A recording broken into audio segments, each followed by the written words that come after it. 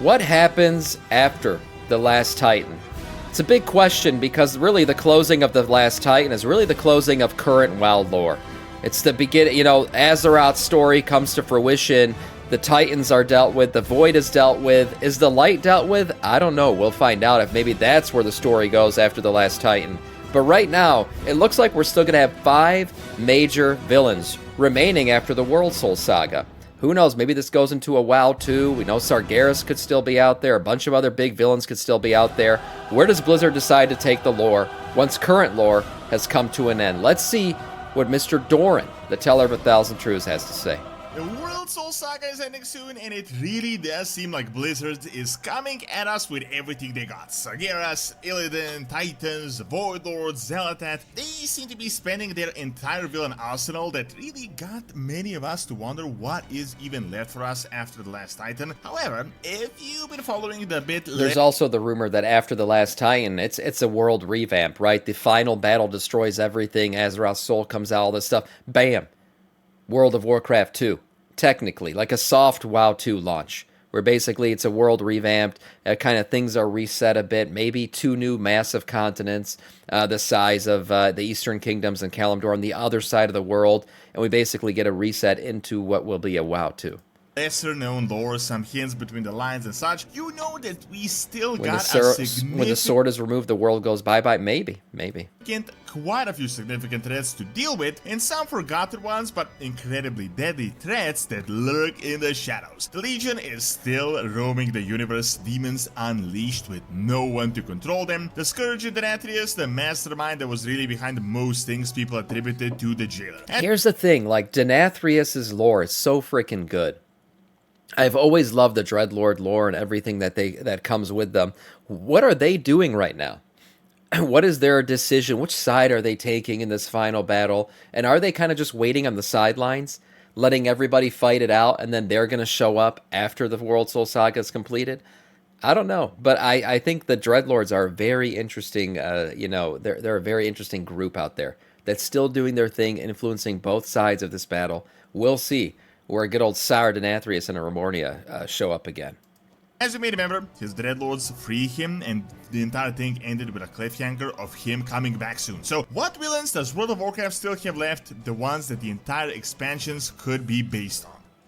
You can actually play War Within on your phone with Austin, this video's sponsor. Oh, there it is. Your characters or just play the game, as you can control your PC with your phone completely free. Austin is super Think of WoW 2 like Overwatch 2, but actually good. Oh god. The free version itself is amazing. Clutch, just comparing those two is scary.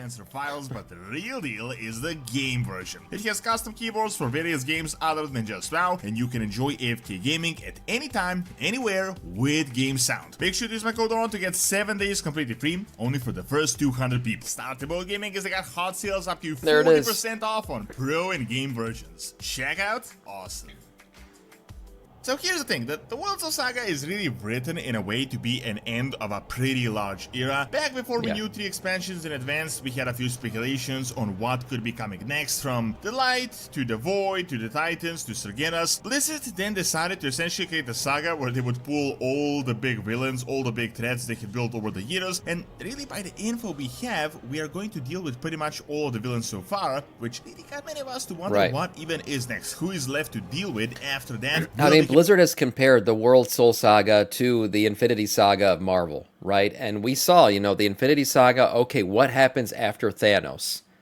Well, evidently, after Thanos, everyone becomes a lesbian and has massive orgies, and there's no real lore left to be told in Marvel. That's what happened in Marvel. Now, hopefully WoW doesn't go the same direction. Hopefully they have a good plan laid out for what could happen, and they're not just killing off all the biggest heroes in the game, killing off all the biggest villains in the game, and now we're left with our hands in our pants, wondering when WoW 2 is going to hit or the next big MMO is going to come around. So there should be a plan.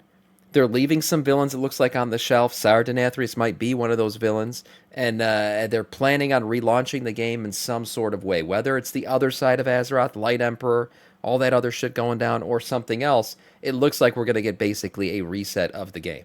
who is left to deal with after that? Will they have to make up new villains? Luckily, a lot of villains actually do exist, some pretty big problems World as of well. Orgies, Maybe yeah. not as big as the Warlords or Sargeras, but they're pretty large threats that they could have entire expansions be based on them. Now, realistically, there are about 5 that are essentially confirmed to happen in the saga, so I really don't want to talk about these guys. For example, Ashara we know is going to return at any moment. We know She the is. Warlords are going to be the main villains. We know They that are. Ridicron will be relevant in the Last Titan. And by Yes, the he way will. things are set up, almost certainly the Titans are going to end up as potentially the largest villains out there. However, other than some of these, others do exist, and let's start with the list. The Burning Legion. Now, I've talked about this so many times by now, but a lot of people forget that the Legion is not actually gone. I actually think the Burning Legion is going to be directly tied to Sire Denathrius. I think Sire Denathrius is probably going to try to pick up the Burning Legion as a, you know, another tool in his belt to use. And I'm betting he's going to be the next leader of the Burning Legion. Technically, the Burning Legion as an organized army led by Sargeras is gone, but former members definitely remain. Yeah, what they're still not many there. people keep in mind is the demons were essentially a threat to all the planets of the universe even before Sargeras took control and organized them. Random demonic groups were constantly invading from the Twisting Nether, and Sargeras, back in the day, as a Titan, had to deal with them pretty much all the time. The only difference back then was that they weren't a giant organized force empowered by a world soul. However, what is very important to keep in mind is that they have been organized for at least 25,000 years, which is really an insane time span. Throughout this time, they had a whole bunch of bases and outposts that Right. still remain today. They had a lot of They're also very well trained. I mean, they fought in countless battles, countless wars. Always be, you know, what's it called? Reanimating or reforming in the Twisting Nether and coming back to our world. These guys are veterans of veterans, veterans of conquering multiple worlds. So they are extremely powerful force, well trained, well known, and the one thing they're missing is a leader. That's the one issue with the Legion demons and everything that comes with them, is they're just not very orderly. They don't know how to pick a leader. They don't know how to get their shit straight. So when someone finally does show up and does that, well, now they become a very powerful weapon again, and it just, where is it going to be aimed? Where's their next place they're going? commanders and intelligence, training grounds, advanced No match for weapons. Illidan, These though, are not random savage demons attacking you with their claws and teeth. No, they got crazy armor, weapons, spells, and a whole other wide arsenal. Throughout the years since Sargeras was imprisoned and the main brain was gone, it was hinted that the various overlords and other powerful demons had battled for supremacy in one giant power vacuum. This is very important though. First of all, they do have a lot of powerful commanders still out there. Maybe not as powerful as Archimonde or Kil'jaeden, but they are around. Second, the Burning Legion was essentially Sargeras' private army used to battle the Void. Realistically, Right. demons don't really care about the Void, and now they're not battling them, so they have plenty of time to actually recover their numbers. The most important point though is that since Legion and with time skip, and by the time the saga ends, it will be well over 10-20 years that they had time to gather their numbers back. Imagine if some demon starts actually fighting for demon goals, not a converted Titans goals, and they start to build their own demonic-only army, using the Legion infrastructure and legacy, but much more savage. We legit could be in for another threat just as... I don't know if I see this. We have pit lords and stuff. Yeah, they kind of act as leaders or generals, but the demons have proven over time that they kind of are just this leaderless wild bunch. They don't know how to really align themselves completely into one single, goal or mindset. Waste to this Ismail, thank you for the sub on YouTube, man. Welcome to our Scourge. So I think I still think the demons and the Legion in general needs a leader. I think that's what's going to happen with them eventually. We'll see. I mean, who knows? Maybe Sargeras comes back and becomes their leader again, but uses them against the Titans. Right, so we get Sargeras coming back, using them against the Titans. We get some kind of new Lich King coming back, and they use the Scourge against the Titans. And we have all of these, all of these previous armies that were against us uniting in one giant, massive force against the Titans, against Amenthul and everything, because it's going to take a lot to beat him. It's going to take a lot to beat him off. It's going to take a lot to beat him as well. So how that's going to happen and everything, whether all this stuff allies into one, we'll have to see. as bad as the Voidlords. Scourge. Now, I've been talking about the Scourge What'd I returning for say? I don't years know now what I as well, said. just like the Legion. But the thing is, this might actually happen in the last Titan. While we did defeat them back in Wrath, and we defeated the Lich King and Bolvar, and the crown was destroyed, the Scourge is still a major threat. Oh, This there it has is, been the confirmed Scourge. by the official Blizzard book Exploring Azeroth Northrend, where we've learned that there's still large numbers, even post-Shadowlands, but the most important part is that their machinery actually works. We've learned that the Fleshworks is still building undead, and most of their old tech is up and running. They have been pumping undead pretty much non-stop, especially now without the Lich King like Bolvar to control them. This is the main reason he became the Lich King, so that they're not left to their own devices, and now they are left to their own devices. Hey, wait, I just noticed something for the first time ever. Is that a Majin Buu M on his forehead? Doesn't that look like a Majin Buu M? Anyone who's a Dragon Ball Z fan out there, maybe you know, maybe you don't know. I never even noticed that before. We got some DBZ fans out there making the WoW art.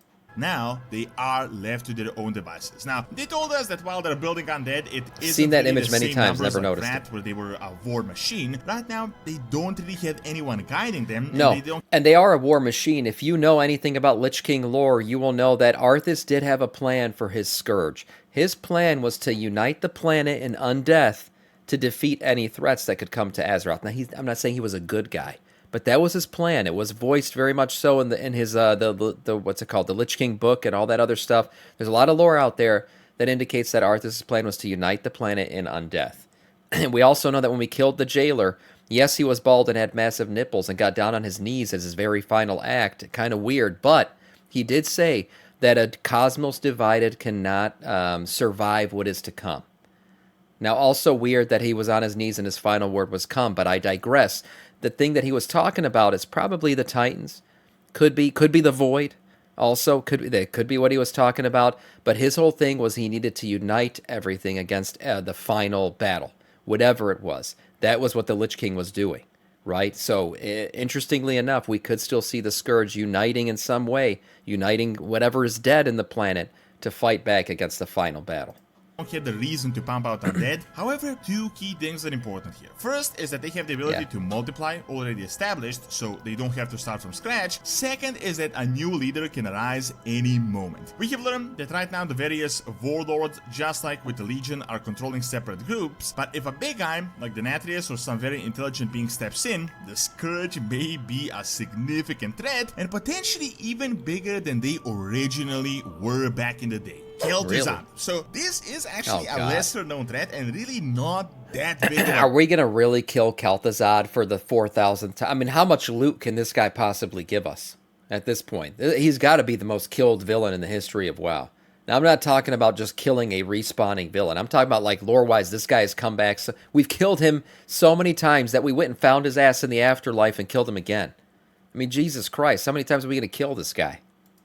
The infinite loot glitch, yeah. Sargeras, but Warwithin actually hinted He's a that punch it Kel'Thuzad back. may be returning for another time, which is like, what, the 5th time now? So as you may know, Kel'Thuzad was essentially immortal. It went as far as him being within the Shadowlands and orchestrating chaos there, and that way he was kind of defeated for good. However, in the Warwithin, we had discovered this weird pocket dimension that he actually created for himself, where he conducted his wild experiments while he was still a relatively normal mage of Dalaran. Well, this isn't exactly the Lich. Kel'Thuzad basically created a Force Ghost of himself through Arcane. So, there you go. Kel'Thuzad, you all know how weird World of Warcraft can really be with these pocket dimensions and alternate timelines where we have fought 2 Archimons, we got 2 Gul'dans coming to Azeroth. Kel'Thuzad experimented with a lot of really strange magics, and I wouldn't be surprised if he managed to maintain a part of his soul or anchored something for him to actually return to the main timeline. Now, I'm not saying that Kel'Thuzad is like an expansion-worthy, world-destroying villain, but him taking over the Scourge would actually make sense. Wait, what's that meme? Damn it, how many times do I got to teach you this lesson? That's how we found him. We found him in Shadowlands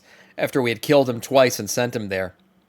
That's basically what happened. We showed up in the Sanctum of Domination. We're like, damn it, Kel'Thuzad, how many times do I got to teach you this fucking lesson? And we beat him again. I think that was the last. I highly doubt that he comes back in any shape or form at this point. He's just a meme now. In the last Titan, for example, he was essentially the second in command to both Ner'zhul and Arthas, and we may be seeing this guy returning once again. Denathrius. So, out of everyone on this list, Yeah, this that's is the pretty best much one. the confirmed villain to return, and really, one of the only bright spots of the Shadowlands. People actually mistakenly attribute the crazy big brain plans to Zoal, while by the lore, most of these were actually done by Denathrius, who is the actual father of the Dreadlords, the guy who created them. Well, yeah, a lot of plans were... Denathrius was scheming and planning for himself in the background, but really a lot of the plans of the Shadowlands, I think we've realized, was coming from the Primus. The Primus is almost like the Aman'Thul of death, right? He is kind of the corrupted bitch boy of that side of the pantheon. So him and Aman'Thul, by the way, have a relationship. So we could be dealing with both of them in The Last Titan. But I don't think that we've fully eliminated any sort of threat unless we also deal with the Primus. Now, how that'll work, does Sire Denathrius come back at that point to do that? We'll see. But right now, Sire Denathrius, he was really like a plant. He kind of knew the plan that was laid out there by the Primus, and he let it happen. He kind of corrupted things along the way, did his little schemey boy shit. But overall, I don't think it was really his plan.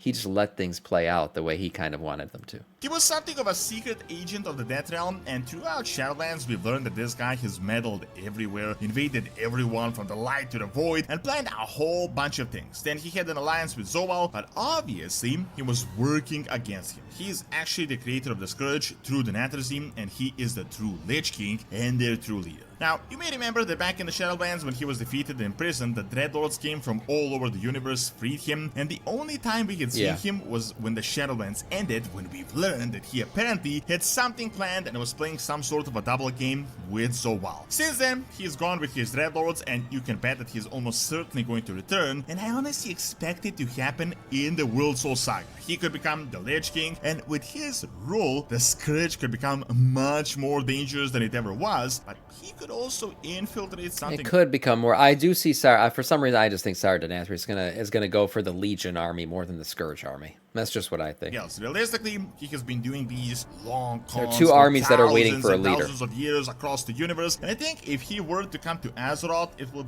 be in a super well thought out plan where he could legit become an expansion or even multiple expansions worthy villain. The only problem with Denathrius could be that he really is a Shadowlands era villain despite being well written, and recently Blizzard has been kind of distancing themselves as much as possible from this Shadowlands lore. Hey, maybe both. They did just bring back the brokers in the newest patch, so I don't... Yeah, Clutch says, why not both armies? Maybe.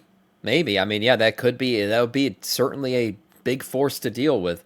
Dealing with the Scourge and the Burning and the Legion at the same time, that would be certainly a formidable force. I think they plan to discard this guy, especially since he was so well received. So really, this could be a potential S-tier future villain. Alternate Yrel. Personally, I think we could see... I think we're going to deal with Yrel, we deal with the light and everything else. She's insane, man. Maybe hot. I don't know. Dry Knight kind of are hot.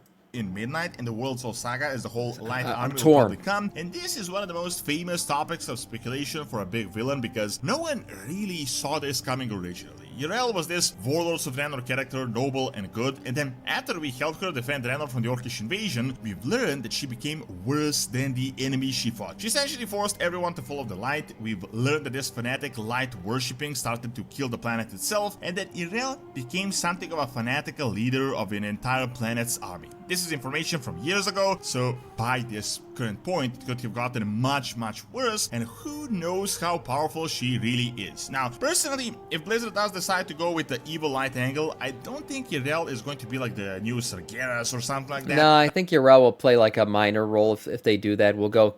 She'll be like some kind of raid boss. We'll kill her, and that'll be the end of her. If we go the route of the light is evil, it's going to be the Light Emperor on the other side of Azeroth. The way it's already playing out with all the Arathi lore and everything, that would totally make more sense. But I think she would become a major character or an important figure, but not exactly the center of an entire expansion. It is hard to say what Blizzard really plans to do with the light at this point in time, because they keep going back and forth that no one even knows what is real anymore. The light army has been confirmed to come in Midnight, and something will be up, but I think if the new light Arati become bad or we get another Zera that wants to force convert us, getting the alternate Draenor portal up could literally be a whole expansion. They could center the entire expansion around the fabled and iconic Dark Portal that would now become the Light Portal, and we would get an invasion of the Light Orcs, Ogres, Draenei attacking us, which at this point sounds somewhat unholy, but it could legit be a thing. So alternate Yrel, the Naru, and the Light could legit be a significant future threat in World of Warcraft. Yeah, could be. Thanks for watching. Check out this Vow to Actually Coming by clicking on the screen, and check out my Real World History channel by clicking on the screen as well. See you next time.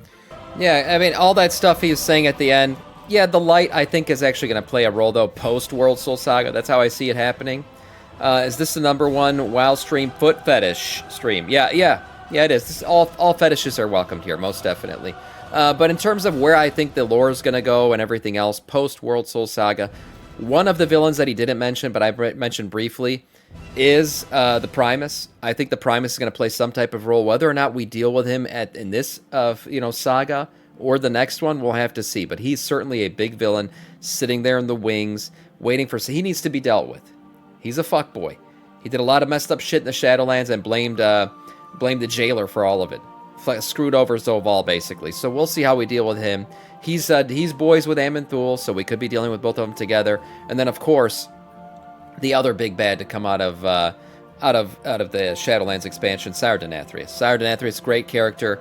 I loved his voice actor, loved everything about him. On your knees. Yeah, I mean, what great villain lines and everything else.